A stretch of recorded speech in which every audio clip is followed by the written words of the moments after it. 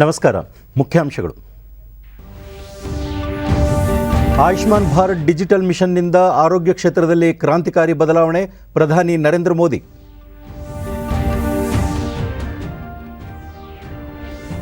ರಾಜ್ಯದ 6 ನಗರಗಳಲ್ಲಿ ವಿಧಿವಿಜ್ಞಾನ ಪ್ರಯೋಗಾಲಯ, ಪೊಲೀಸ್ ಠಾಣೆಗಳ ಮೂಲಸೌಕರ್ಯ ವೃದ್ಧಿಗೆ ಒತ್ತು, ಮುಖ್ಯಮಂತ್ರಿ ಬಸವರಾಜ ಬೊಮ್ಮಾಯಿ. ಕೃಷಿ ಕಾಯ್ದೆ ವಿರೋಧಿಸಿ ಭಾರತ್ ಬಂದ್ಗೆ ಹಲವೆಡೆ ನೀರಸ ಪ್ರತಿಕ್ರಿಯೆ, ರಾಜ್ಯದಲ್ಲಿ ಜನಜೀವನ ಅಬಾಧಿತ. ಹಾಗೂ ಪ್ರವಾಸೋದ್ಯಮ ಅಭಿವೃದ್ಧಿಗೆ ವ್ಯವಸ್ಥಿತ ಯೋಜನೆ, ಬೆಂಗಳೂರಿನಲ್ಲಿ ಶೀಘ್ರ ಪ್ರವಾಸಿ ಮೇಳ ಆಯೋಜನೆ, ಸಚಿವ ಆನಂದ್ ಸಿಂಗ್. ವಾರ್ತೆಗಳ ವಿವರ. ಪ್ರಧಾನಿ ನರೇಂದ್ರ ಮೋದಿ ಇಂದು ದೇಶವ್ಯಾಪಿ ಆಯುಷ್ಮಾನ್ ಭಾರತ್ ಡಿಜಿಟಲ್ ಮಿಷನ್ಗೆ ವಿಡಿಯೋ ಕಾನ್ಫರೆನ್ಸ್ ಮೂಲಕ ಚಾಲನೆ ನೀಡಿದರು. ಕೇಂದ್ರ ಆರೋಗ್ಯ ಸಚಿವ ಮನ್ಸುಖ್ ಮಾಂಡವೀಯ, ಆರೋಗ್ಯ ಖಾತೆ ರಾಜ್ಯ ಸಚಿವೆ ಡಾಕ್ಟರ್ ಭಾರತಿ ಪ್ರವೀಣ್ ಪವಾರ್ ಹಾಗೂ ಆರೋಗ್ಯ ಇಲಾಖೆಯ ಹಿರಿಯ ಅಧಿಕಾರಿಗಳು ಉಪಸ್ಥಿತರಿದ್ದರು. ಸದ್ಯ ಆಯುಷ್ಮಾನ್ ಭಾರತ್ ಡಿಜಿಟಲ್ ಮಿಷನ್ 6 ಕೇಂದ್ರಾಡಳಿತ ಪ್ರದೇಶಗಳಲ್ಲಿ ಪ್ರಾಯೋಗಿಕ ಹಂತದಲ್ಲಿ ಜಾರಿಯಲ್ಲಿದೆ. ಇದೀಗ ಈ ಯೋಜನೆಗೆ ರಾಷ್ಟ್ರವ್ಯಾಪಿ ಚಾಲನೆ ನೀಡಲಾಗಿದೆ. ಈ ಯೋಜನೆಯಡಿ ಜನರಿಗೆ ವಿಶಿಷ್ಟ ಡಿಜಿಟಲ್ ಆರೋಗ್ಯ ಗುರುತಿನ ಸಂಖ್ಯೆ ಒದಗಿಸಲಾಗುತ್ತದೆ. ಇದರಲ್ಲಿ ವ್ಯಕ್ತಿಯ ಸಂಪೂರ್ಣ ಆರೋಗ್ಯ ದಾಖಲೆಗಳು ಒಳಗೊಂಡಿರುತ್ತವೆ. अब उसके मोबाइल में या कंप्यूटर में ही हर वो डेटा हो जिसका लाभ उठाकर वो अपनी हर स्वास्थ्य समस्या का निदान कर सके. ये है नए भारत की नई उड़ान, नया अभियान, आयुष्मान भारत डिजिटल मिशन. ಪ್ರಧಾನಿ ದೇಶದಲ್ಲಿ ಕಳೆದ 7 ವರ್ಷಗಳಲ್ಲಿ ಆರಂಭಿಸಲಾದ ಆರೋಗ್ಯ ಸೌಲಭ್ಯಗಳನ್ನು ಬಲಪಡಿಸುವ ಅಭಿಯಾನ ಇಂದು ಹೊಸ ಹಂತ ತಲುಪಿದೆ. ಈ ಯೋಜನೆಗೆ ಭಾರತದ ಆರೋಗ್ಯ ಸೌಲಭ್ಯಗಳಲ್ಲಿ ಕ್ರಾಂತಿಕಾರಿ ಬದಲಾವಣೆಯನ್ನು ತರುವ ಶಕ್ತಿ ಇದೆ. 3 ವರ್ಷಗಳ ಹಿಂದೆ ಆರಂಭವಾದ ಈ ಯೋಜನೆ ಇಂದು ದೇಶವ್ಯಾಪಿ ಜಾರಿಗೊಳ್ಳುತ್ತಿದೆ. ಬಡವರು ಮತ್ತು ಮಧ್ಯಮ ವರ್ಗದವರು ಚಿಕಿತ್ಸೆ ಪಡೆಯುವಲ್ಲಿ ಎದುರಿಸುವ ತೊಂದರೆಗಳನ್ನು ನಿವಾರಿಸುವಲ್ಲಿ ಯೋಜನೆ ಪ್ರಮುಖ ಪಾತ್ರ ವಹಿಸಲಿದೆ ಎಂದರು. साथियों, आज भारत में जिस तरह टेक्नोलॉजी को गुड गवर्नेंस के लिए गवर्नेंस सुधारने का एक आधार बनाया जा रहा है, वो अपने आप में जन सामान्य को एम्पावर कर रहा है. ये अभूतपूर्व है. ಡಿಜಿಟಲ್ ಅಭಿಯಾನ ಇಂದು ಸಾಮಾನ್ಯ ಜನರಿಗೆ ತಲುಪುತ್ತಿದೆ. ದೇಶದಲ್ಲಿ ಇದೀಗ 118 ಮೊಬೈಲ್ ಚಂದಾದಾರರು, 80 ಕೋಟಿ ಇಂಟರ್ನೆಟ್ ಬಳಕೆದಾರರು ಹಾಗೂ 43 ಕೋಟಿ ಜನ್ಧನ್ ಬ್ಯಾಂಕ್ ಖಾತೆದಾರರಿದ್ದಾರೆ. ಇಂತಹ ಬೃಹತ್ ಡಿಜಿಟಲ್ ಮೂಲಸೌಕರ್ಯವನ್ನು ವಿಶ್ವದ ಬೇರೆಲ್ಲೂ ಕಾಣಲು ಸಾಧ್ಯವಿಲ್ಲ. ಬಡವರು ಮತ್ತು ಮಧ್ಯಮ ವರ್ಗದ ಜನರ ವೈದ್ಯಕೀಯ ಚಿಕಿತ್ಸೆಯಲ್ಲಿ ತೊಂದರೆಗಳನ್ನು ನಿವಾರಿಸಲು ಆಯುಷ್ಮಾನ್ ಭಾರತ್ ಡಿಜಿಟಲ್ ಮಿಷನ್ ಮಹತ್ವದ ಪಾತ್ರ ವಹಿಸಲಿದೆ. ತಂತ್ರಜ್ಞಾನದ ಮೂಲಕ ರೋಗಿಗಳನ್ನು ಆಸ್ಪತ್ರೆಗಳೊಂದಿಗೆ ಸಂಯೋಜಿಸುವ ಆಯುಷ್ಮಾನ್ ಭಾರತ್ ಕಾರ್ಯಕ್ರಮವನ್ನು ದೇಶವ್ಯಾಪಿ ಮತ್ತಷ್ಟು ವಿಸ್ತರಿಸಲಾಗುವುದು ಹಾಗೂ ಇದಕ್ಕೆ ಸದೃಢ ತಂತ್ರಜ್ಞಾನ ವೇದಿಕೆ ಒದಗಿಸಲಾಗುವುದು ಎಂದರು. ಆಯುಷ್ಮಾನ್ ಭಾರತ್ ಪ್ರಧಾನಮಂತ್ರಿ ಜನ ಆರೋಗ್ಯ ಯೋಜನೆಯಡಿ 2 ಕೋಟಿಗೂ ಹೆಚ್ಚು ಜನರಿಗೆ ಚಿಕಿತ್ಸೆ ಒದಗಿಸಲಾಗಿದೆ. ದೇಶದಲ್ಲಿ ಅತಿ ಹೆಚ್ಚು ಸಂಖ್ಯೆಯ ವೈದ್ಯರು ಮತ್ತು ಪ್ಯಾರಾಮೆಡಿಕಲ್ ಮಾನವ ಸಂಪನ್ಮೂಲ ಸೃಷ್ಟಿಯಾಗುತ್ತಿದೆ. ಉಚಿತ ಲಸಿಕೆ ನೀಡಿಕೆ ಅಭಿಯಾನದಡಿ ಭಾರತ ಈವರೆಗೆ ಸುಮಾರು 90 ಕೋಟಿ ಡೋಸ್ ಲಸಿಕೆಗಳನ್ನು ನೀಡಿ ದಾಖಲೆ ನಿರ್ಮಿಸಿದೆ. ಲಸಿಕೆ ನೀಡಿಕೆಗೆ ಪ್ರಮಾಣಪತ್ರವನ್ನು ಒದಗಿಸಲಾಗುತ್ತಿದೆ. ಈ ಸಾಧನೆಯ ಶ್ರೇಯಸ್ಸು ಕೋವಿನ್ಗೂ ಸಲ್ಲಬೇಕು. ದೂರ ಪ್ರದೇಶದ ಜನರನ್ನು ನಗರಗಳ ದೊಡ್ಡ ಆಸ್ಪತ್ರೆಗಳ ವೈದ್ಯರೊಂದಿಗೆ ಸಂಯೋಜಿಸುವ ಈ ಸಂಜೀವಿನಿ ಯೋಜನೆಯಡಿ ಟೆಲಿಮೆಡಿಸಿನ್ ಮೂಲಕ ಈವರೆಗೆ 1,25,00,000 ಸಮಾಲೋಚನೆಗಳನ್ನು ನಡೆಸಲಾಗಿದೆ ಎಂದರು. साथियों, स्वस्थ भारत का मार्ग आजादी के अमृत काल में भारत के बड़े संकल्पों को सिद्ध करने में, बड़े सपनों को साकार करने के लिए बहुत जरूरी है. इसके लिए हमें मिलकर अपने प्रयास जारी रखने होंगे. मुझे विश्वास है चिकित्सा क्षेत्र से जुड़े सभी व्यक्ति, हमारे डॉक्टर्स, पैरामेडिक्स, चिकित्सा संस्थान इस नई व्यवस्था को तेजी से आत्मसात करेंगे. एक बार फिर आयुष डिजिटल मिशन के लिए मैं देश को बहुत बहुत शुभकामनाएं देता हूं. बहुत बहुत धन्यवाद. ಕೇಂದ್ರ ಆರೋಗ್ಯ ಸಚಿವ ಮನ್ಸುಖ್ ಮಾಂಡವೀಯ ಆಯುಷ್ಮಾನ್ ಭಾರತ್ ಡಿಜಿಟಲ್ ಮಿಷನ್ ಯೋಜನೆಯು ಆರೋಗ್ಯ ರಕ್ಷಣಾ ವಲಯದಲ್ಲಿ ಕ್ರಾಂತಿಕಾರಿ ಹೆಜ್ಜೆಯಾಗಿದ್ದು ಎಲ್ಲರಿಗೂ ಆರೋಗ್ಯ ದಾಖಲೆಗಳ ಡಿಜಿಟಲೀಕರಣ ಒದಗಿಸಲಾಗುತ್ತಿದೆ. ಇದರಿಂದ ಜನರು ಯಾವುದೇ ಸಮಯದಲ್ಲಿ ಎಲ್ಲೇ ಆಗಲಿ ತಮ್ಮ ಆರೋಗ್ಯ ಹಿನ್ನೆಲೆ ದಾಖಲೆಗಳನ್ನು ಪಡೆದುಕೊಳ್ಳಬಹುದಾಗಿದೆ ಎಂದರು. इस मिशन के क्रियान्वयन से इंक्लूसिव हेल्थ केयर सुनिश्चित होगा. इस मिशन के तहत एक ऐसा डिजिटल इकोसिस्टम तैयार किया गया है कि मरीज अगर फिजिकली प्रेजेंट नहीं भी हो फिर भी डिजिटल कंसल्टेशन से उसका ट्रीटमेंट किया जा सकेगा. ಹುಬ್ಬಳ್ಳಿಯ ಕಸಬಾಪೇಟೆ ಪೊಲೀಸ್ ಠಾಣೆ, ಹುಬ್ಬಳ್ಳಿ ಧಾರವಾಡ ಸಂಚಾರ ಪೊಲೀಸ್ ಠಾಣೆ ಹಾಗೂ ಅಳ್ನಾವರದ ಪೊಲೀಸ್ ಠಾಣೆಯ ನೂತನ ಕಟ್ಟಡಗಳನ್ನು ಮುಖ್ಯಮಂತ್ರಿ ಲೋಕಾರ್ಪಣೆ ಮಾಡಿದರು. ಧಾರವಾಡ ಜಿಲ್ಲೆಯಲ್ಲಿ 4, ಹುಬ್ಬಳ್ಳಿ ಧಾರವಾಡ ನಗರದಲ್ಲಿ 2 ಡಾಕ್ ಕೆನಲ್ಗಳ ನಿರ್ಮಾಣಕ್ಕೆ ಶಂಕುಸ್ಥಾಪನೆ ನೆರವೇರಿಸಿದರು. ಈ ವೇಳೆ ಗೃಹ ಸಚಿವ ಆರಗ ಜ್ಞಾನೇಂದ್ರ, ಜವಳಿ ಸಚಿವ ಶಂಕರ್ ಪಾಟೀಲ್ ಮುನೇನಕೊಪ್ಪ, ಶಾಸಕರಾದ ಅರವಿಂದ ಬೆಲ್ಲದ್, ಅಮೃತ್ ದೇಸಾಯಿ, ಸಿಎಂ ನಿಂಬಣ್ಣವರ್, ಕುಸುಮಾವತಿ ಶಿವಳ್ಳಿ, ವಿಧಾನ ಪರಿಷತ್ ಸದಸ್ಯ ಪ್ರದೀಪ್ ಶೆಟ್ಟರ್ ಮತ್ತಿತರರು ಉಪಸ್ಥಿತರಿದ್ದರು. And the setup like this you typically see in a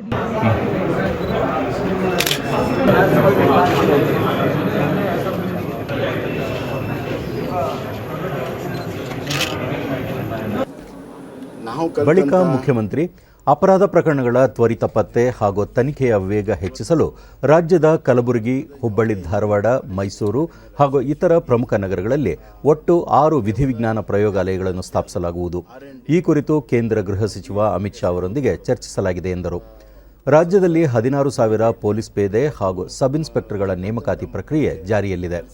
DYSP ಹಾಗೂ ಮೇಲಿನ ಹಂತದ ಅಧಿಕಾರಿಗಳು ಕಚೇರಿ ಆಡಳಿತ ಕೆಲಸಗಳಿಗೆ ಮಾತ್ರ ಮಹತ್ವ ನೀಡದೆ ಪ್ರತಿಯೊಂದು ಠಾಣೆಗೆ ಭೇಟಿ ನೀಡಿ ಕಾನೂನು ಸುವ್ಯವಸ್ಥೆಯ ನಿಗಾ ವಹಿಸಬೇಕು ಎಂದ ಅವರು, ಪೊಲೀಸ್ ಠಾಣೆಗಳಿಗೆ ಮೂಲಸೌಕರ್ಯ ಒದಗಿಸಲು ಆದ್ಯತೆ ನೀಡಲಾಗಿದೆ. ಮುಂದಿನ 5 ವರ್ಷಗಳಲ್ಲಿ 500 ಪೊಲೀಸ್ ಠಾಣೆ ನಿರ್ಮಿಸುವ ಗುರಿಯಿದ್ದು 10,000 ಪೊಲೀಸ್ ವಸತಿ ಗೃಹಗಳನ್ನು ನಿರ್ಮಿಸಲಾಗುವುದು ಎಂದರು. ಆಡಳಿತದಿಂದ ಮತ್ತು ಶೆಟ್ಟರ್ ಸರ್ ಅವರು ಬಂದು ಬಹಳ ದೊಡ್ಡ ಒಂದು ಇಂಜಿನಿಯರಿಂಗಲ್ಲಿ ಬಹಳ ದೊಡ್ಡ ಕ್ರಾಂತಿಯನ್ನು ಇವತ್ತು ಅವರು ಮಾಡಿದ್ದಾರೆ. ಕೇಂದ್ರ ಸರ್ಕಾರದ ರೈತ ಸುಧಾರಣಾ ಕಾನೂನುಗಳನ್ನು ವಿರೋಧಿಸಿ ಹಲವು ರೈತ ಸಂಘಟನೆಗಳು ಕರೆ ನೀಡಿದ್ದ ಭಾರತ್ ಬಂದ್ಗೆ ನೀರಸ ಪ್ರತಿಕ್ರಿಯೆ ವ್ಯಕ್ತವಾಗಿದೆ. ರಾಜಧಾನಿ ದೆಹಲಿಗೆ ರ್ಯಾಲಿ ಮೂಲಕ ತೆರಳುತ್ತಿದ್ದ ಪ್ರತಿಭಟನಾಕಾರರನ್ನು ನಗರದ ಹೊರವಲಯದಲ್ಲಿ ತಡೆಯಲಾಯಿತು. ದೆಹಲಿ ಸೇರಿದಂತೆ ಎಲ್ಲೆಡೆ ವಾಹನ ಸಂಚಾರ ಸಾಮಾನ್ಯವಾಗಿತ್ತು. ಬಂದ್ ಹಿನ್ನೆಲೆ ದೆಹಲಿಯಲ್ಲಿ ಕಟ್ಟೆಚ್ಚರ ವಹಿಸಲಾಗಿತ್ತು. ಸುಮಾರು 40 ರೈತ ಸಂಘಟನೆಗಳು ಬೆಳಗ್ಗೆ 6ರಿಂದ ಸಂಜೆ 4 ಗಂಟೆವರೆಗೆ ಬಂದ್ಗೆ ಕರೆ ನೀಡಿದ್ದವು. ಬಂದನ್ನು ಕಾಂಗ್ರೆಸ್, ಎಡಪಕ್ಷಗಳು, ಆರ್ಜೆಡಿ ಸೇರಿದಂತೆ ಹಲವು ಪ್ರತಿಪಕ್ಷಗಳು ಸಮರ್ಥಿಸಿಕೊಂಡಿವೆ. ಈ ಮಧ್ಯೆ ಕೃಷಿ ಸಚಿವ ನರೇಂದ್ರ ಸಿಂಗ್ ತೋಮರ್ ರೈತರು ಬಂದ್ ಕೈಬಿಟ್ಟು ಮಾತುಕತೆ ಮೂಲಕ ಚರ್ಚಿಸಿ ಸಮಸ್ಯೆಯನ್ನು ಬಗೆಹರಿಸಿಕೊಳ್ಳಬೇಕು. ಕೇಂದ್ರ ಸರ್ಕಾರ ಮಾತುಕತೆಗೆ ಮುಕ್ತ ಅವಕಾಶ ಕಲ್ಪಿಸಿದೆ ಎಂದರು. उनके द्वारा बताई गई आपत्ति पर विचार करने के लिए तैयार है और इससे पहले भी कई बार बात हो चुकी है, लेकिन इसके बाद भी अगर उन्हें लगता है कोई बात बची है तो ज़रूर सरकार बात करेगी. मैं समझता हूँ किसान आंदोलन को राजनीति से नहीं जोड़ना चाहिए. किसान सबका है और सरकार बहुत संवेदनशीलता के साथ किसान यूनियन के साथ बातचीत की है और आगे भी करने के लिए तैयार. ಬಂದ್ ಕುರಿತು ಹುಬ್ಬಳ್ಳಿಯಲ್ಲಿ ಮಾತನಾಡಿದ ಮುಖ್ಯಮಂತ್ರಿ ಬಸವರಾಜ ಬೊಮ್ಮಾಯಿ, ಬಂದ್ಗೆ ಇದು ಸೂಕ್ತ ಸಮಯವಲ್ಲ. ಕೋವಿಡ್ ಸಂಕಷ್ಟದಿಂದ ಜನಜೀವನ ಈಗಷ್ಟೇ ಸಹಜ ಸ್ಥಿತಿಯತ್ತ ಮರಳುತ್ತಿದೆ. ವೈಚಾರಿಕ ಭಿನ್ನಾಭಿಪ್ರಾಯಗಳನ್ನು ಮಾತುಕತೆಗಳ ಮೂಲಕ ಬಗೆಹರಿಸಿಕೊಳ್ಳಬೇಕು ಎಂದು ತಿಳಿಸಿದ್ದಾರೆ. ಬರ್ತಾ ಇದ್ದಾರೆ ಜನ, ಈಗ ವ್ಯವಹಾರ ವ್ಯಾಪಾರ ಮತ್ತು ಎಲ್ಲ ವೃತ್ತಿಯಲ್ಲಿ ತೊಡಕೊಳ್ತಾ ಇದ್ದಾರೆ. ಜನರಿಗೆ ಯಾವುದೇ ರೀತಿ ತೊಂದರೆ ಆಗಬಾರ್ದು. ಇವತ್ತು ಮಕ್ಕಳಿಗೆ ಆದ್ದರಿಂದ ಹೋರಾಟಗಾರರಿಗೆ ಮನವಿ ಮಾಡಿದ್ದೇನೆ, ಈ ಒಂದು ಜನರಿಗೆ ತೊಂದರೆ ಆಗುವಂಥ ಕೆಲಸವನ್ನು ನಾವು ದಯವಿಟ್ಟು. ರಾಜ್ಯದಲ್ಲಿ ಹಲವು ಸಂಘಟನೆಗಳು ಬಂದ್ಗೆ ನೈತಿಕ ಬೆಂಬಲವನ್ನಷ್ಟೇ ಸೂಚಿಸಿದ್ದು, ಕೋವಿಡ್ ಹಿನ್ನೆಲೆಯಲ್ಲಿ ಬಂದ್ ಸೂಕ್ತವಲ್ಲ ಎಂಬ ಅಭಿಪ್ರಾಯ ವ್ಯಕ್ತವಾಗಿದೆ. ನೇರವಾಗಿ ಹಲವು ಸಂಘಟನೆಗಳು ಬಂದ್ನಲ್ಲಿ ಪಾಲ್ಗೊಳ್ಳಲು ಹಿಂದೇಟು ಹಾಕಿದ್ದವು. ಬೆಂಗಳೂರು ಸೇರಿದಂತೆ ರಾಜ್ಯಾದ್ಯಂತ ಯಾವುದೇ ಅಹಿತಕರ ಘಟನೆ ನಡೆಯದಂತೆ ಪೊಲೀಸರು ಬಿಗಿ ಕ್ರಮ ಕೈಗೊಂಡಿದ್ದರು. ಸಂಚಾರ ದಟ್ಟಣೆ ನಿಯಂತ್ರಣಕ್ಕೆ ಪೊಲೀಸರು ಮಾರ್ಗಗಳನ್ನು ಬದಲಾವಣೆಗೊಳಿಸಿ ಸಂಚಾರ ಸುಗಮವಾಗುವಂತೆ ಕ್ರಮ ವಹಿಸಲಾಗಿತ್ತು. ರೈತ ಸಂಘಟನೆಗಳು ಬೆಂಗಳೂರು, ಮೈಸೂರು, ಹುಬ್ಬಳ್ಳಿ, ಧಾರವಾಡ, ಕಲಬುರಗಿ ಸೇರಿದಂತೆ ವಿವಿಧ ಜಿಲ್ಲೆಗಳಲ್ಲಿ ರಸ್ತೆ ತಡೆದು ಪ್ರತಿಭಟನೆ ನಡೆಸಿದವು. ಸಾರಿಗೆ ಸಂಸ್ಥೆಯ ಬಸ್ಗಳ ಸಂಚಾರ ಸಾಮಾನ್ಯವಾಗಿತ್ತು. ವ್ಯಾಪಾರ ವಹಿವಾಟು, ಸರ್ಕಾರಿ ಕಚೇರಿ, ಬ್ಯಾಂಕ್ಗಳು ಎಂದಿನಂತೆ ಕಾರ್ಯನಿರ್ವಹಿಸಿದವು.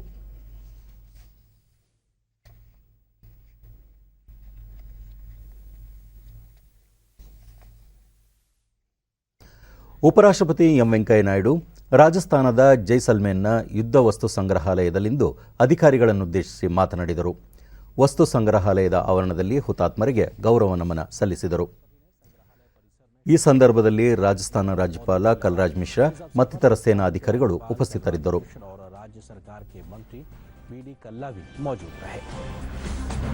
उपराष्ट्रपति ने जैसलमेर में सैनिक सम्मेलन को संबोधित किया और सीमा सुरक्षा बल की सराहना की. उन्होंने कहा कि ನಂತರ ಸೈನಿಕ ಸಮಾವೇಶವನ್ನುದ್ದೇಶಿಸಿ ಮಾತನಾಡಿದ ವೆಂಕಯ್ಯನಾಯ್ಡು, ದೇಶದ ಅಭಿವೃದ್ಧಿಗೆ ಸುರಕ್ಷತೆಯ ವಾತಾವರಣ ಅಗತ್ಯವಾಗಿದೆ.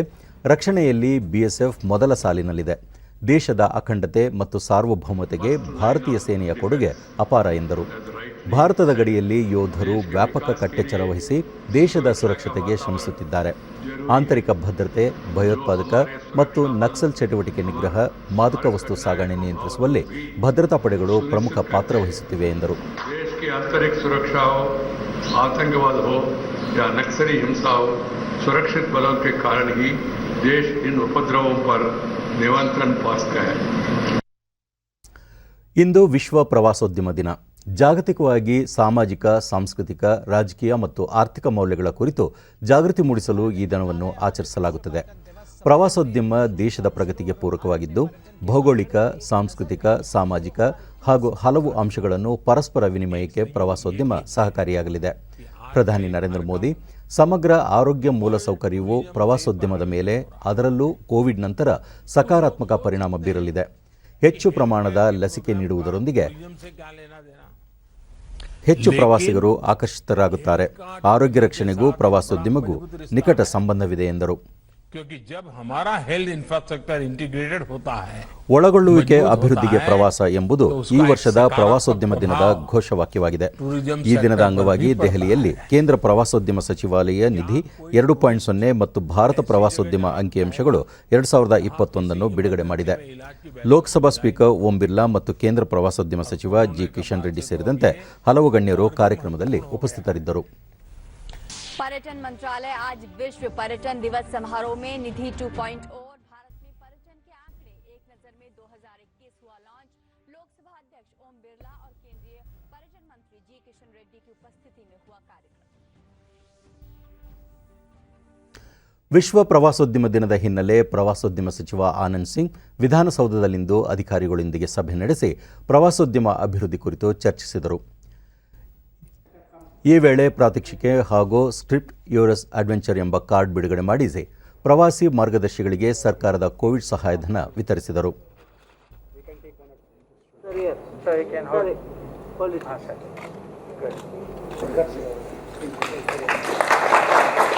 ಯಾವ ಡೆಸ್ಟಿನೇಷನ್? ಬೆಂಗಳೂರು ಸ್ಪಾಟ್ ಎಲ್ಲ ಮಾಡ್ತಾರೆ.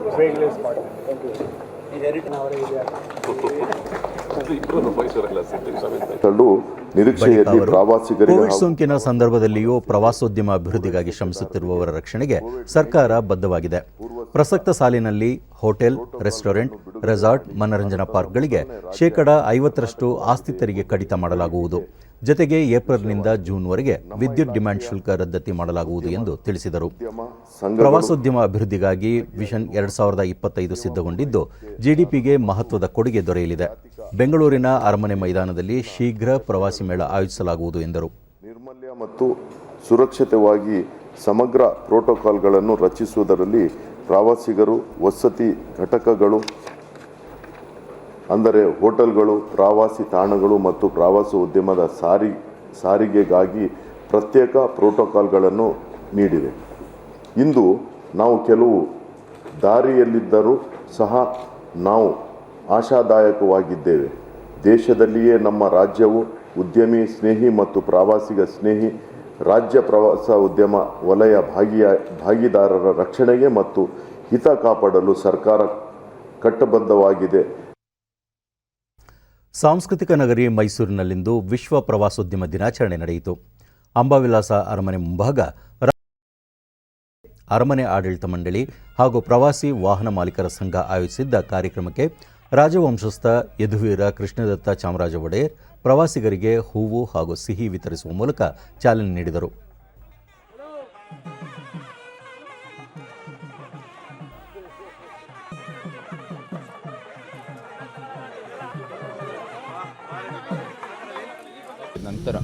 ಬಳಿಕ ಕೊರೋನಾ ಹಿನ್ನೆಲೆ ಪ್ರವಾಸಿ ತಾಣಗಳಿಗೆ ಜನರ ಭೇಟಿ ಪ್ರಮಾಣ ಕಡಿಮೆಯಾಗಿತ್ತು. ಇದೀಗ ಪರಿಸ್ಥಿತಿ ಸಹಜ ಸ್ಥಿತಿಗೆ ಬರುತ್ತಿರುವ ಹಿನ್ನೆಲೆ ಪ್ರವಾಸಿ ಕೇಂದ್ರಗಳಲ್ಲಿ ಹೆಚ್ಚಿನ ಚಟುವಟಿಕೆಗಳು ಆರಂಭವಾಗುತ್ತಿವೆ. ಪ್ರವಾಸೋದ್ಯಮ ಲಕ್ಷಾಂತರ ಜನರಿಗೆ ಬದುಕು ಕಟ್ಟಿಕೊಟ್ಟಿದೆ ಎಂದರು. ಕಷ್ಟದ ಪರಿಸ್ಥಿತಿಯಿಂದ ನಾವು ಮುಂದುವರಿತಾ ಇದ್ದೀವಿ. ಅದಕ್ಕಾಗಿ ಇವಾಗ ಈ ಎಲ್ಲ ಕ್ಷೇತ್ರಕ್ಕೆ ಒಳ್ಳೆಯದಾಗಬೇಕು ಅಂತ ನಮ್ಮ ಪ್ರಾರ್ಥನೆ. ಎರಡನೇದು, ಪ್ರವಾಸಿಗರು ಇನ್ನೂ ಹೆಚ್ಚು ಸಂಖ್ಯೆಯಲ್ಲಿ ಬಂದು ಇವಾಗ ವ್ಯಾಕ್ಸಿನೇಷನ್ ಡ್ರೈವ್ ಎಲ್ಲ ಮುಗಿತಾ ಸ್ಲೋ ಆಗಿ ನಮ್ಮ ಎಲ್ಲ ಈ ಸ್ಥಳಗಳು ಓಪನ್ ಆಗ್ತಾ ಇದೆ. ಸೊ ಬಂದು ಎಲ್ಲ ಇಲ್ಲಿ ಸುರಕ್ಷಿತ ಕ್ರಮಗಳನ್ನು ಅನುಸರಿಸಿ ಇಲ್ಲಿ ನೀವು ಇಂಥ ಸ್ಥಳಗಳನ್ನು ನೀವು ಆನಂದಿಸ್ಬೋದು ಮತ್ತು ನಮ್ಮ ಮೈಸೂರಿನ ವಾತಾವರಣವನ್ನು ನೀವು ಆನಂದಿಸ್ಬೋದು. ಕೃಷಿ ಚಟುವಟಿಕೆಗಳ ಕೌಶಲ್ಯ ಬಲವರ್ಧನೆಗೆ ಸ್ಮಾರ್ಟ್ ಕೃಷಿ ಕೇಂದ್ರಗಳನ್ನು ಪ್ರಾರಂಭಿಸಲು ರಾಜ್ಯ ಸರ್ಕಾರ ನಿರ್ಧರಿಸಿದೆ. ಈ ನಿಟ್ಟಿನಲ್ಲಿ ಹೆಕ್ಸಾಗಾನ್ ಮ್ಯಾನುಫ್ಯಾಕ್ಚರಿಂಗ್ ಇಂಟೆಲಿಜೆನ್ಸ್ ಇಂಡಿಯಾ ಕಂಪನಿಯೊಂದಿಗೆ ಕೃಷಿ ಇಲಾಖೆ ಬೆಂಗಳೂರಿನಲ್ಲಿ ನಿನ್ನೆ ಒಪ್ಪಂದಕ್ಕೆ ಸಹಿ ಹಾಕಲಾಗಿದೆ. ಈ ಸಂದರ್ಭದಲ್ಲಿ ಕೃಷಿ ಸಚಿವ ಬಿಸಿ ಪಾಟೀಲ್, ಕೃಷಿ ಕ್ಷೇತ್ರದ ಅಭಿವೃದ್ಧಿಗೆ ರಾಜ್ಯ ಸರ್ಕಾರ ಮಹತ್ವದ ಕ್ರಮ ಕೈಗೊಂಡಿದೆ. ಪ್ರಧಾನಿ ನರೇಂದ್ರ ಮೋದಿಯವರ ಸೂಚನೆಯಂತೆ ರೈತರ ಆದಾಯವನ್ನು ದ್ವಿಗುಣಗೊಳಿಸುವ ನಿಟ್ಟಿನಲ್ಲಿ ಈ ಕಾರ್ಯಕ್ರಮ ಅನುಷ್ಠಾನಗೊಳಿಸಲಾಗುತ್ತಿದೆ ಎಂದು ತಿಳಿಸಿದ್ದಾರೆ.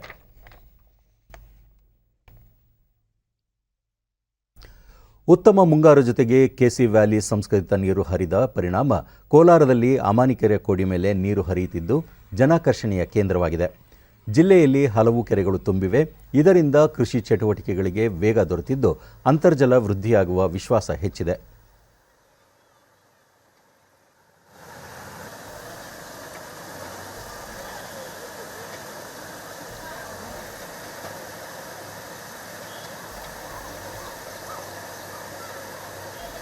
ಕಡೆಗಣಿಸಿದರೆ ಕಡೆ ಒತ್ತಿ ಉರಿದಿತ್ತು ಅಂತ ಸಾಧನೆ ಇತ್ತು.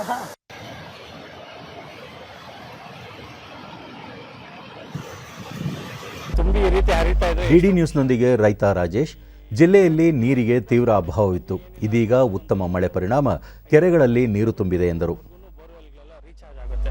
ನಾವೆಲ್ಲ ಸುಮಾರು ದುಡ್ಡನ್ನ ಈ ಕಡೆ ಈ ಭಾಗ ಜನಗಳೆಲ್ಲ ಸುಮಾರು ದುಡ್ಡು ಕಳ್ಕೊಂಡ್ಬಿಟ್ಟಿದ್ವಿ. ಬೋರ್ಗಳು ಹಾಕಿ 1500 2000 ಅಡಿವರೆಗೂ ನೀರೇ ಸಿಗ್ತಾ ಇರಲಿಲ್ಲ ನಮಗೆಲ್ಲನೂ.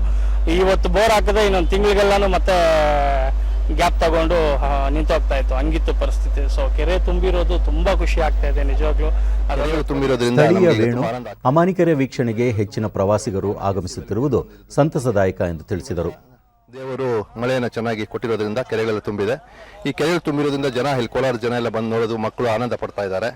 ಈ ಆನಂದ ಪಡೋದ್ರ ಜೊತೆಗೆ ಈಗ ಸರ್ಕಾರಗಳು ಈ ಕೆರೆಗಳನ್ನು ಉತ್ತೇಜನಗೊಂಡು ಕೆರೆಗಳಲ್ಲಿ ಇಲ್ಲಿ ಬೋಟಿಂಗ್ ವ್ಯವಸ್ಥೆ ಮತ್ತು ಪಾರ್ಕು ಎಲ್ಲ ಮಾಡಿದ್ರೆ ಜನ ಬರ್ತಾರೆ, ನೋಡ್ತಾರೆ ಮತ್ತು ಸ್ವಚ್ಛವಾಗಿರುತ್ತೆ ಕೆರೆ. ಮತ್ತು ಈ ಸುತ್ತ ಇರೋ ಕೆರೆಗಳನ್ನು ಕ್ಲೀನಾಗಿ ಇಟ್ಕೊಂಡ್ರೆ ನಮ್ಮ ಸುತ್ತಮುತ್ತ ಈ ಸುಮಾರು 15 ಕಿಲೋಮೀಟರ್ 20 ಕಿಲೋಮೀಟರ್ ಅಷ್ಟು ಅಂತರ್ಜಲ ಮಟ್ಟ ಹೆಚ್ಚಾಗುತ್ತೆ. ಪ್ರವಾಸಿ ವಿನುತ ಕೆರೆ ತುಂಬಿ ಹರಿಯುತ್ತಿರುವ ದೃಶ್ಯ ನೋಡಲು ಆಕರ್ಷಣೀಯವಾಗಿದೆ ಎಂದರು. ಟೂರಿಸಂ ಪ್ಲೇಸ್ ತರ ಇದೆ ಇದು. ಹೋಗ್ತಾ ಬರ್ತಾವರೆಲ್ಲ ಬಂದು ನೋಡ್ಕೊಂಡು ಹೋಗ್ತಿದ್ದಾರೆ. ತುಂಬಾ ಖುಷಿ ಆಗ್ತಿದೆ ನಮಗೆ. ಕೇಂದ್ರ ಗೃಹ ಮಂಡಳಿ ಮತ್ತು ನಗರಾಭಿವೃದ್ಧಿ ಇಲಾಖೆ ವತಿಯಿಂದ ಇಂದಿನಿಂದ ಅಕ್ಟೋಬರ್ 31ರವರೆಗೆ ದೇಶಾದ್ಯಂತ ಆಜಾದಿ ಕಾ ಅಮೃತ್ ಮಹೋತ್ಸವ ಭಾಗವಾಗಿ ವಿಶೇಷ ಕಾರ್ಯಕ್ರಮ ಆಯೋಜಿಸಲಾಗಿದೆ. ಅಕ್ಟೋಬರ್ 1ರಂದು ಪ್ರಧಾನಿ ನರೇಂದ್ರ ಮೋದಿ ಸ್ವಚ್ಛ ಭಾರತ್ ಮಿಷನ್ 2.0 ಮತ್ತು ಅಮೃತ್ 2.0 ಯೋಜನೆಗೆ ಚಾಲನೆ ನೀಡಲಿದ್ದಾರೆ. ಸ್ವಚ್ಛ ಭಾರತ್ ಮಿಷನ್ಗೆ 7 ವರ್ಷ ಪೂರ್ಣಗೊಂಡ ಹಿನ್ನೆಲೆಯಲ್ಲಿ ಈ ಕಾರ್ಯಕ್ರಮ ಆಯೋಜಿಸಲಾಗಿದೆ. ಈ ಕಾರ್ಯಕ್ರಮವನ್ನು ಜನೋತ್ಸವವಾಗಿ ಆಚರಿಸಲು ಇಲಾಖೆ ನಿರ್ಧರಿಸಿದ್ದು, ನಾಳೆ ಸ್ವಚ್ಛತಾ ಆ್ಯಪ್ 2 ಹಾಗೂ ಸ್ವಚ್ಛ ಸರ್ವೇಕ್ಷಣೆ 2022ಕ್ಕೆ ಚಾಲನೆ ನೀಡಲು ನಿರ್ಧರಿಸಲಾಗಿದೆ. ಭಾರತದ ಸ್ವಾತಂತ್ರ್ಯ ಹೋರಾಟ ಆಂದೋಲನವು ಜಗತ್ತು ಕಂಡ ಅತಿ ದೊಡ್ಡ ಚಳವಳಿಗಳಲ್ಲಿ ಒಂದಾಗಿದೆ. ಸ್ವಾತಂತ್ರ್ಯ ಹೋರಾಟದ ಘಟನೆಗಳು, ತಮ್ಮ ಸರ್ವಸ್ವವನ್ನು ತ್ಯಾಗ ಮಾಡಿದ ಹಲವು ಮಹನೀಯರ ಕುರಿತ ವಿಶೇಷ ವರದಿಯ ಸರಣಿ ಆಕಾಶವಾಣಿ ರಾಷ್ಟ್ರೀಯ ಸುದ್ದಿ ವಿಭಾಗದ ಸಹಕಾರದೊಂದಿಗೆ ಪ್ರಸ್ತುತಪಡಿಸಲಾಗುತ್ತಿದೆ.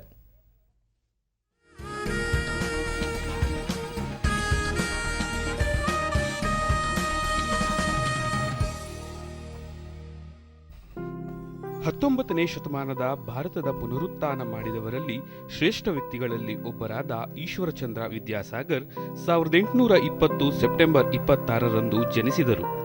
ಈಶ್ವರ್ ಚಂದ್ರ ಸಮಾಜಕ್ಕಾಗಿ ನೀಡಿದ ಕೊಡುಗೆಗಳಿಂದಾಗಿ ಚಾರಿತ್ರಿಕ ಪುಟಗಳಲ್ಲಿ ಅವರ ಹೆಸರು ಅಜರಾಮರವಾಗಿದೆ.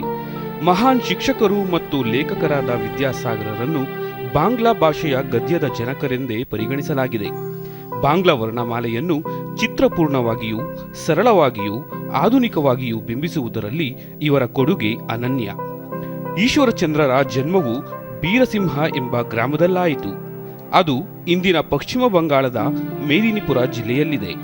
ಬೀದಿ ದೀಪದ ಬೆಳಕಿನಲ್ಲಿ ಓದಿದ ಅವರು 1839ರಲ್ಲಿ ಕಾನೂನು ಅಧ್ಯಯನವನ್ನು ಸಂಸ್ಕೃತ ಭಾಷೆಯಲ್ಲಿ ಪೂರ್ಣಗೊಳಿಸಿದರು ಮತ್ತು ಕೋಲ್ಕತ್ತಾದ ಪೋರ್ಟ್ ವಿಲಿಯಮ್ಸ್ ಕಾಲೇಜಿನಲ್ಲಿ ಸಂಸ್ಕೃತ ವಿಭಾಗಾಧ್ಯಕ್ಷರಾದರು. ತದನಂತರ ಪ್ರಾಂಶುಪಾಲರಾಗಿ ದೀರ್ಘಕಾಲ ಸೇವೆ ಸಲ್ಲಿಸಿದ ಅವರು ಸಂಸ್ಕೃತ ಮತ್ತು ದರ್ಶನಶಾಸ್ತ್ರದ ವಿದ್ಯಾರ್ಥಿಗಳಿಗೆ ಉತ್ಕೃಷ್ಟ ಬೋಧನೆ ನೀಡಿದರು. ಇದಕ್ಕಾಗಿ ಅವರಿಗೆ ವಿದ್ಯಾಸಾಗರ ಎಂಬ ಬಿರುದನ್ನು ನೀಡಿ ಸನ್ಮಾನಿಸಲಾಯಿತು. ವಿದ್ಯಾಸಾಗರರು ಮಹಿಳೆಯರಿಗಾಗಿ, ಅದರಲ್ಲೂ ವಿಶೇಷವಾಗಿ ಬಂಗಾಳದ ವಿಧವೆಯರ ಉನ್ನತಿಗಾಗಿ ಹಾಗೂ ಬಾಲ ವಿಧವೆಯರ ಏಳಿಗೆಗಾಗಿ ಹೋರಾಡಿದರು. ಬಹುಪತ್ನಿತ್ವವನ್ನು ವಿರೋಧಿಸಿ ಹೋರಾಟ ನಡೆಸಿದರು. ಅವರು ಮಹಿಳೆಯರ ಶಿಕ್ಷಣ ಮತ್ತು ಅಧಿಕಾರಕ್ಕಾಗಿ ಕ್ರಾಂತಿಕಾರಿ ಆಂದೋಲನವನ್ನು ನಡೆಸಿದರು. ಈಶ್ವರ್ ಚಂದ್ರ ವಿದ್ಯಾಸಾಗರರ ಪ್ರಯತ್ನದಿಂದಾಗಿ 1856ರಲ್ಲಿ ವಿಧವಾ ಮರುವಿವಾಹ ಕಾನೂನು ಜಾರಿಗೆ ಬಂದಿತು. 1855ರಲ್ಲಿ ಈಶ್ವರ್ ಚಂದ್ರರನ್ನು ಶಾಲೆಗಳ ವಿಶೇಷ ನಿರೀಕ್ಷಣಾಧಿಕಾರಿಯನ್ನಾಗಿ ನೇಮಕ ಮಾಡಿಕೊಳ್ಳಲಾಯಿತು. ವಿದ್ಯಾಸಾಗರರು ವಿದ್ಯಾಜ್ಯೋತಿಯನ್ನು ಎಲ್ಲೆಲ್ಲಿಯೂ ಪಸರಿಸುವ ಸಲುವಾಗಿ ಕೇವಲ 2 ತಿಂಗಳ ಸಮಯದಲ್ಲಿ ಬಂಗಾಳದಲ್ಲಿ 20 ಶಾಲೆಗಳನ್ನು ತೆರೆದರು. ಇದೇ ಸಂದರ್ಭದಲ್ಲಿ 30 ಶಾಲೆಗಳನ್ನು ಹೆಣ್ಣು ಮಕ್ಕಳ ಶಿಕ್ಷಣಕ್ಕಾಗಿಯೇ ಆರಂಭಿಸಿದರು. ಬಳಿಕ ಅವರು 1873ರಲ್ಲಿ ಈಗಿನ ಜಾರ್ಖಂಡ್ನ ಜಾಮ್ತಾರ ಜಿಲ್ಲೆಯಲ್ಲಿರುವ ಕರ್ಮತಾರ ಎಂಬ ಬಸದಿಯಲ್ಲಿ 18 ವರ್ಷಗಳಿಗೂ ಹೆಚ್ಚು ಕಾಲ ಉಳಿದುಕೊಂಡು ತಮ್ಮ ಮನೆಯನ್ನು ಹೆಣ್ಣು ಮಕ್ಕಳ ಶಾಲೆಗಾಗಿ ಮತ್ತು ಪ್ರೌಢಶಿಕ್ಷಣದ ಸಲುವಾಗಿ ರಾತ್ರಿ ಶಾಲೆಗಳಿಗಾಗಿ ತೆರವು ಮಾಡಿಕೊಟ್ಟರು. ನಂದನ ಕಾನನ ಎಂಬ ಹೆಸರಿನ ಆ ಮನೆಯಲ್ಲಿ ಜನರಿಗಾಗಿ ನಿಶುಲ್ಕ ಹೋಮಿಯೋಪತಿ ಕ್ಲಿನಿಕ್ ಅನ್ನು ಸಹ ತೆರೆದರು. 1974ರಲ್ಲಿ ಆ ಮನೆಯನ್ನು ಖರೀದಿಸಿ ಬಿಹಾರಿ ಬಂಗಾಳಿ ಅಸೋಸಿಯೇಷನ್ ಅದರ ಹೆಸರನ್ನು ವಿದ್ಯಾಸಾಗರ ಶಾಲೆ ಎಂದು ಮರುನಾಮಕರಣ ಮಾಡಿತು. ಅಲ್ಲಿ ಇಂದಿಗೂ ಹೋಮಿಯೋಪತಿ ಕ್ಲಿನಿಕ್ ನಡೆಸಲಾಗುತ್ತಿದೆ. ಜಾರ್ಖಂಡ್ ಸರ್ಕಾರವು ಮಹಾನ್ ಸಮಾಜ ಸುಧಾರಕರ ಜಯಂತಿ ಆಚರಣೆಯ ಸಂದರ್ಭದಲ್ಲಿ 26 ಸೆಪ್ಟೆಂಬರ್ 2019ರಂದು ಕರ್ಮತಾರ ಬ್ಲಾಕ್ ಅನ್ನು ಈಶ್ವರ್ ಚಂದ್ರ ವಿದ್ಯಾಸಾಗರ್ ಬ್ಲಾಕ್ ಎಂದು ಮರುನಾಮಕರಣ ಮಾಡಿತು. ಭಾರತೀಯ ಅಂಚೆ ವಿಭಾಗ 1970 ಮತ್ತು 1998ರಲ್ಲಿ 2 ಬಾರಿ ಅವರ ಭಾವಚಿತ್ರದೊಂದಿಗೆ ಅಂಚೆ ಚೀಟಿಯನ್ನು ಬಿಡುಗಡೆ ಮಾಡಿದೆ. 21 ಜುಲೈ 1891ರಲ್ಲಿ ಕೋಲ್ಕತ್ತಾದಲ್ಲಿ ಈಶ್ವರ್ ಚಂದ್ರ ವಿದ್ಯಾಸಾಗರರು ನಿಧನರಾದರು. ಬಂಗಾಳಿ ಪ್ರಸಿದ್ಧ ಕವಿಗಳಾದ ಮೈಕಲ್ ಮಧುಸೂದನ್ ದತ್ತ ರವರು ಈಶ್ವರ್ ಚಂದ್ರರನ್ನು ಪ್ರಾಚೀನ ಕಾಲದ ಬುದ್ಧಿ ಮತ್ತು ಪ್ರತಿಭೆ ಹೊಂದಿದ್ದರು. ಬ್ರಿಟಿಷರಂತೆ ಶಕ್ತಿ ಮತ್ತು ಬಂಗಾಳಿ ಮಾತೆಯ ಹೃದಯವನ್ನು ಹೊಂದಿದ್ದರು ಎಂದು ವರ್ಣಿಸಿದ್ದಾರೆ.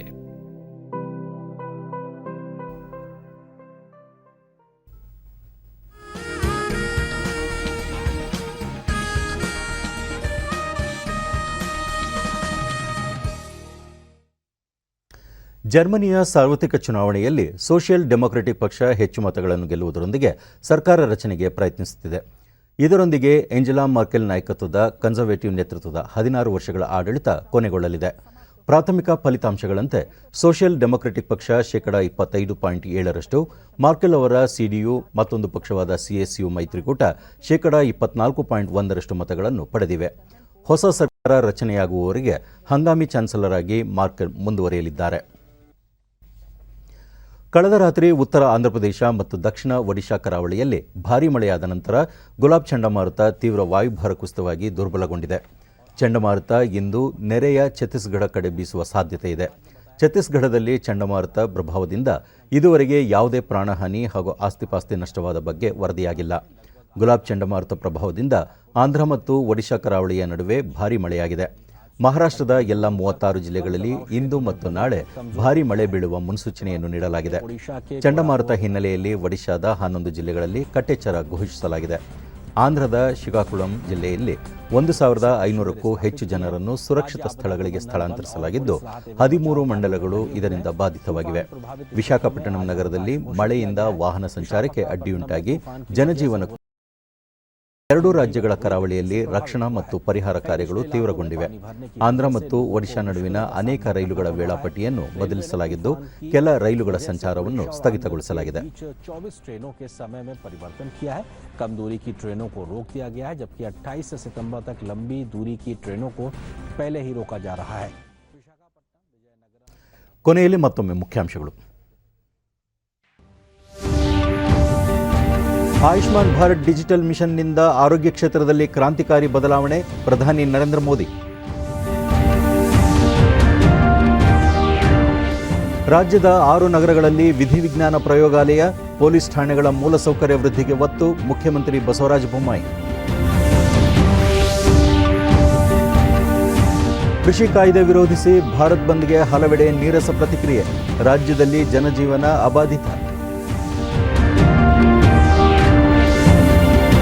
ಹಾಗೂ ಪ್ರವಾಸೋದ್ಯಮ ಅಭಿವೃದ್ಧಿಗೆ ವ್ಯವಸ್ಥಿತ ಯೋಜನೆ, ಬೆಂಗಳೂರಿನಲ್ಲಿ ಶೀಘ್ರ ಪ್ರವಾಸಿ ಮೇಳ ಆಯೋಜನೆ, ಸಚಿವ ಆನಂದ್ ಸಿಂಗ್.